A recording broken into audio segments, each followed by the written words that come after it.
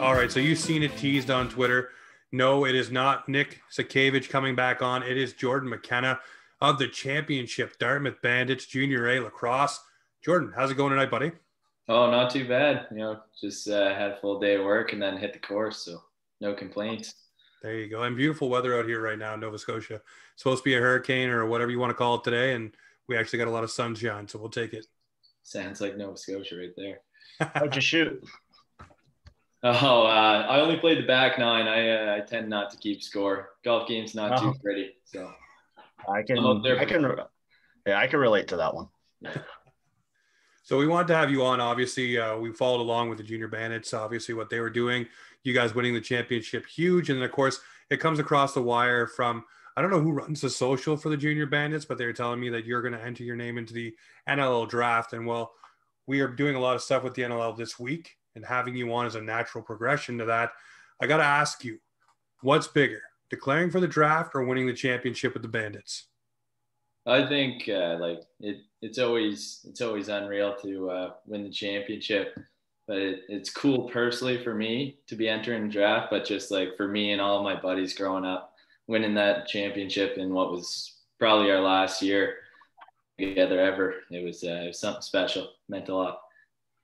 Well, your buddy Brett Draper actually sent us a message and said, "I'm next," like with his hand up, and took a big picture, screen grab of what we put out for you with the graphic and everything, wondering why he wasn't first. So obviously there's a little internal competition there, I guess, amongst the boys still as well.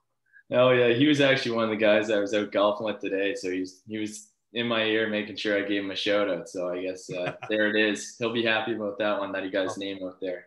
Oh, definitely. Well, you know what? We can pass along a little breaking news, I guess. He will be on next week. So we are going to get him on.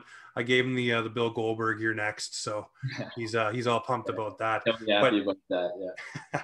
To swing back to you, obviously pretty decorated for yourself. I mean, you won the championship with the Bandits in 2016.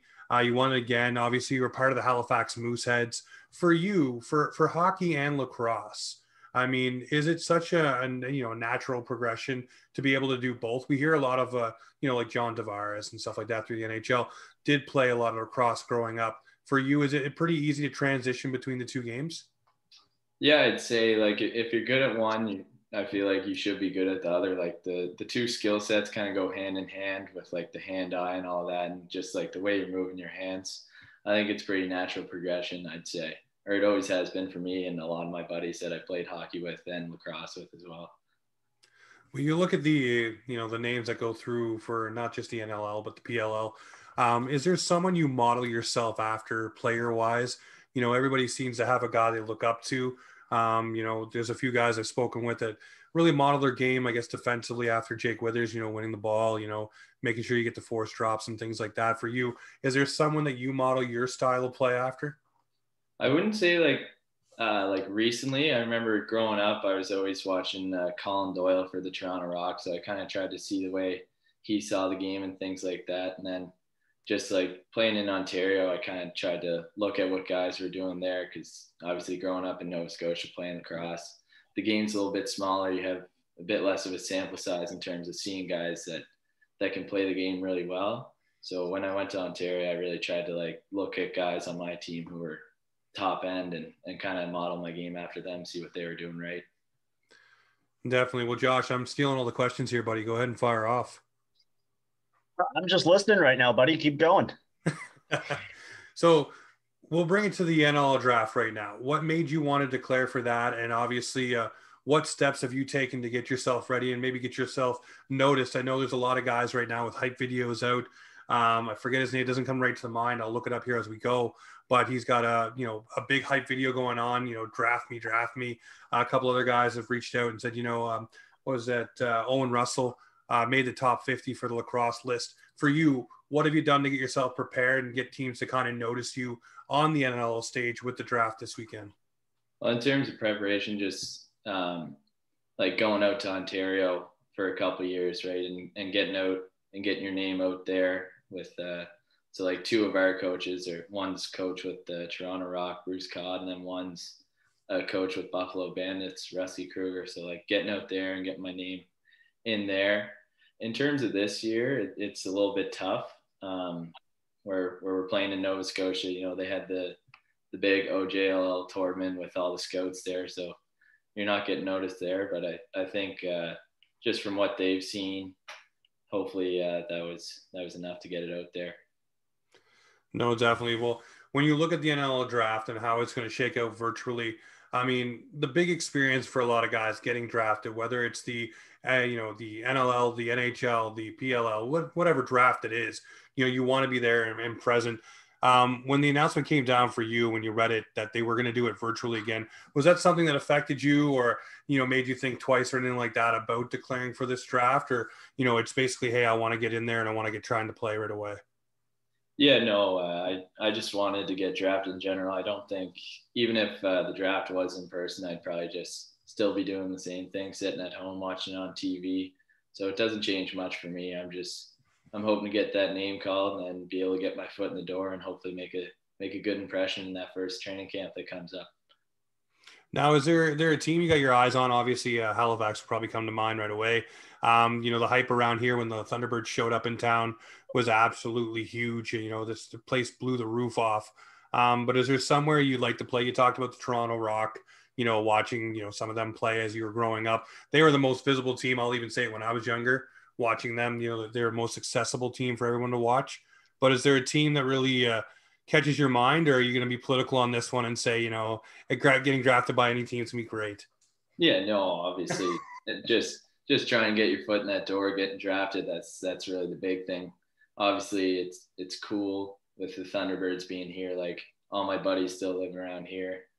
If they were able to just watch me every weekend, that'd be pretty neat. Or if Toronto Rock, who obviously, like I said, like growing up watching guys like Colin Doyle, Josh Sanderson play there.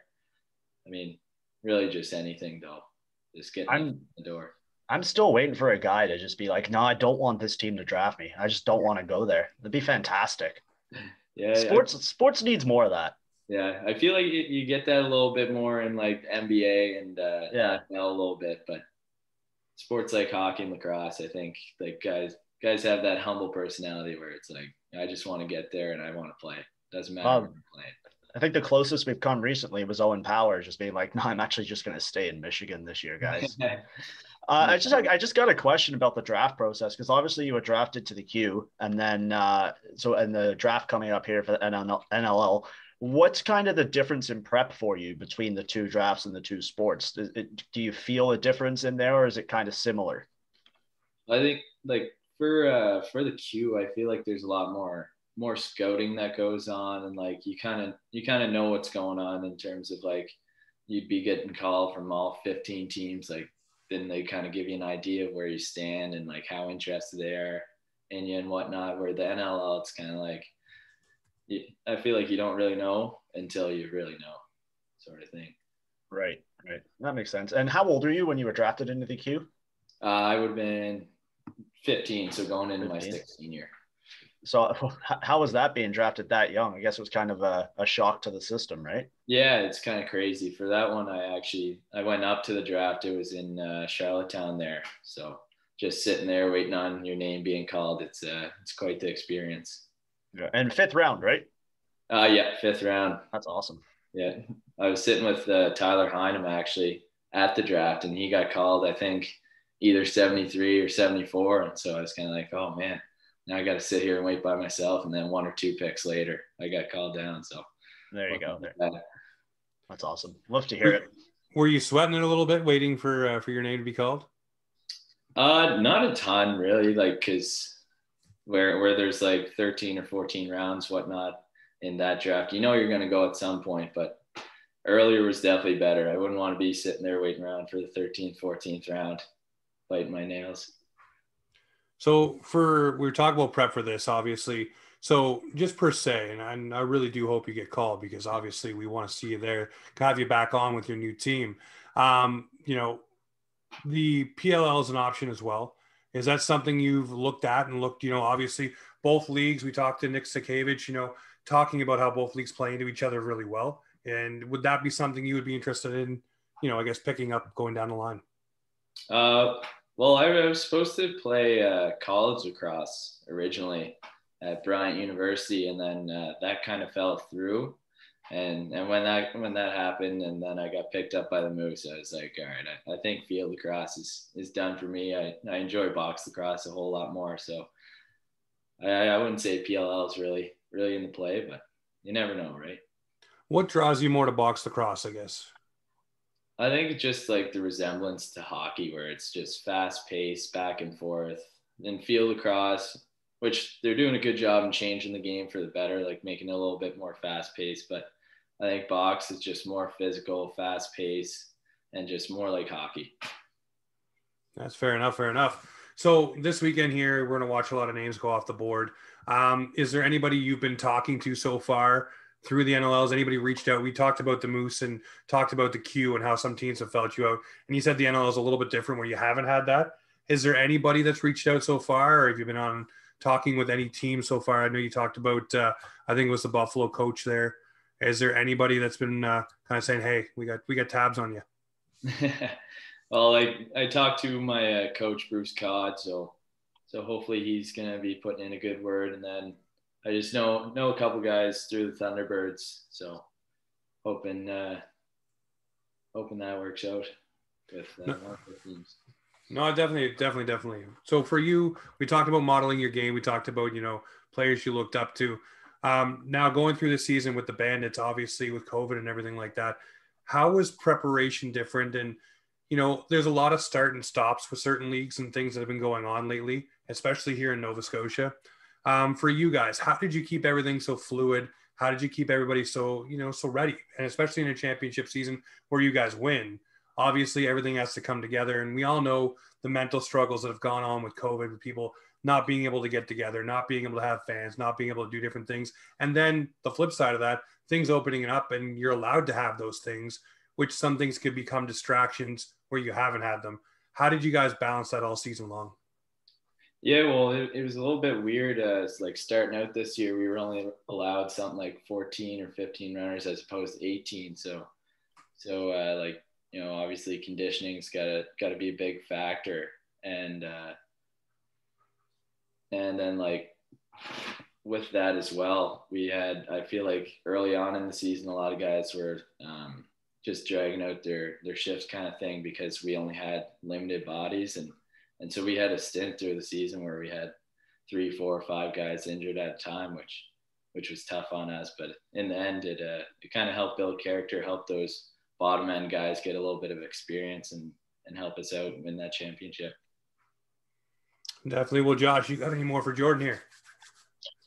No, I'm a big hockey guy. So I get this asked a lot. I say, what do you think is the more physical sport, hockey or lacrosse? And I don't know the correct answer because I've never played lacrosse competitively, but you seem like the perfect guy to ask that. What do you find the more physical sport and the more physically demanding sport, I guess?